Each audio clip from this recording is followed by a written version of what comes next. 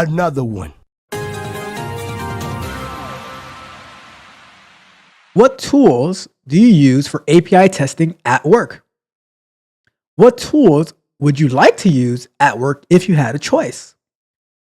It says, I want to get into API testing for two reasons, not one, but two reasons.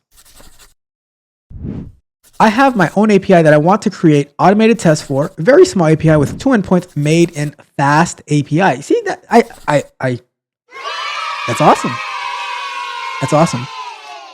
I would like to study API testing and APIs in general more in order to eventually get a job as a software tester.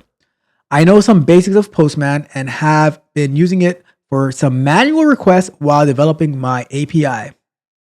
It's a very good tool when using for manual stuff. However, as always, when I tried to learn more about testing and automating things in Postman, I started to think about other alternatives, as you should. You know, you do not want to be using Postman to automate your APIs. Although some people do it, I certainly do not recommend it. You know, I touched it on the video last week, I believe, automating API tests with Postman through Newman.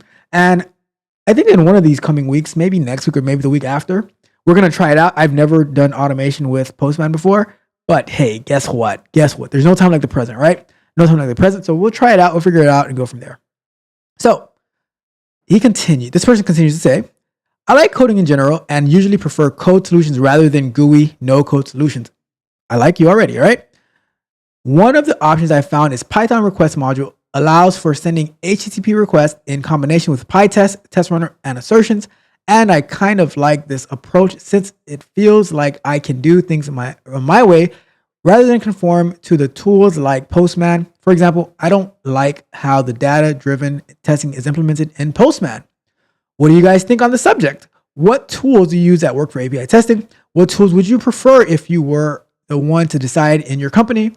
Also, for the perspective of a fresher is, I think it must be the term they use in India about people who are noobs, you know, working or entry level, working on its portfolio, which is more suitable for API testers. Automation project in Postman or Newman? Nope.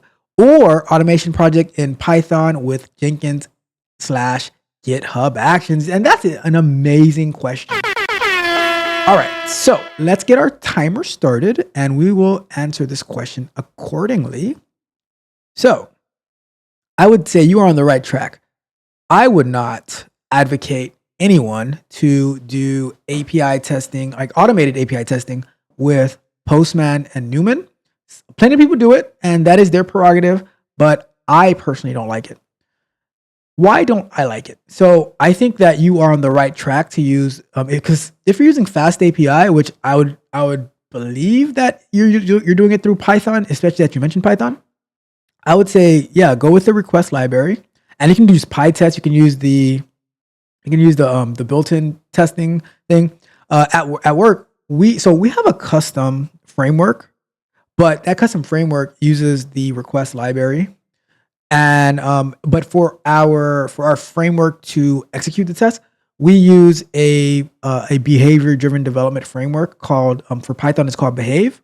In Java it's called Cucumber, and we have it in we have our feature files and gherkins and stuff like that. And it's a pretty custom framework, but for what you're doing, it's definitely possible to just use the request library. You can use Behave if you wanted to. You can use PyTest. PyTest is great as well. I've used PyTest for some tests, and if I was to choose what tool that I would use, I would use if I'm developing in Python, I would use Python. If I was developing in Java, I would use Rest Assured, and I would use TestNG as a framework, the same way that you're using PyTest or Behave, or I could use Cucumber as well.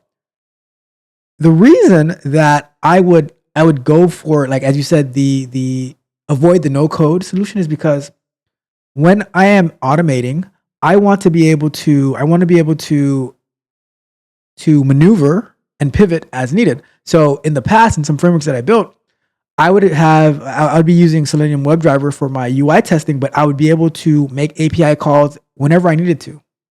So I could be executing some tests in the UI, some steps in the UI, and I say, oh, I need to make this API call for this information to be staged.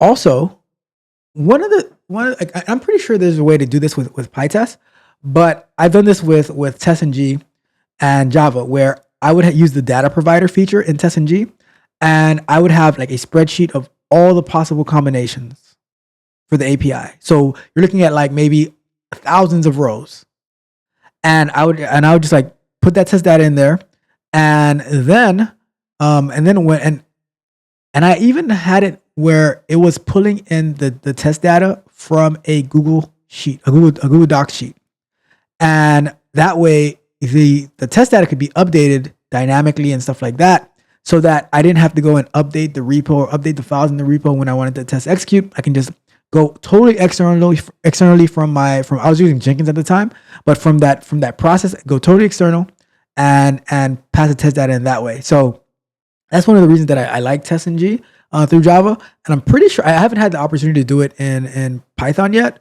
but I'm pretty sure it's possible, especially like integrating with the Google Sheets API and stuff like that. But those are the reasons that I like to go straight into the code and then and automate it that way.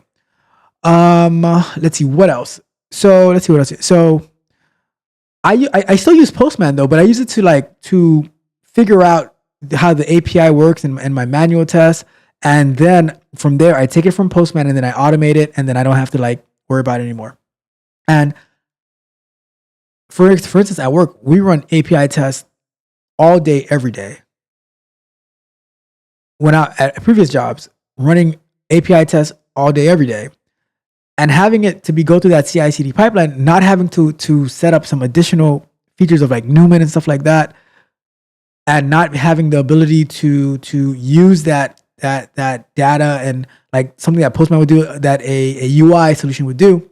That's why I've always avoided it, and like just go straight to the code. And it makes you more strategic and learn how to code better. So your loops get better and your if statements get better. Everything, like when you go into the code, everything that you do gets better, and you understand even more about classes and interfaces and all that type of stuff, right? Very, very important. As QA engineers, as we grow, we want to get better. We want to understand the code better. So like if you end up looking at the code that the developers wrote, you can actually understand a little bit about it. When they're talking, you can talk their language.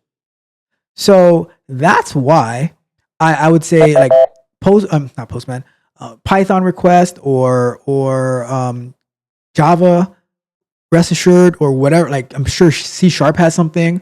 I like for the app with the Tech Barbarians, I just started writing unit tests for that, and I used the super test library, and I use Mocha and Chai, I believe. And you can like, so regardless of the languages you're doing, there's going to be something that's going to support it.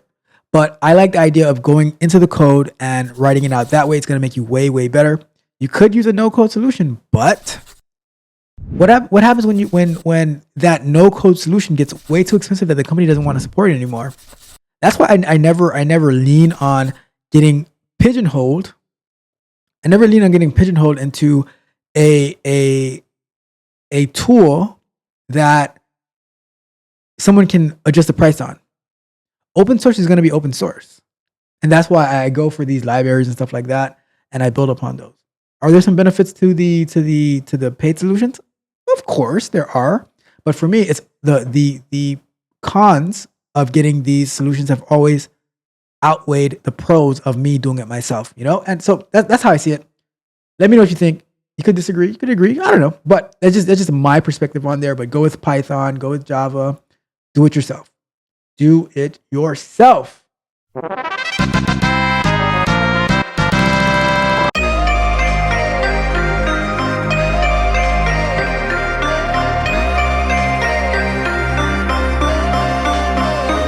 If you enjoyed the fascinating information shared in this video and you want more, be sure to hit the subscribe button to Tech Coach Ralph to be notified for new videos. Enigmatic Joker.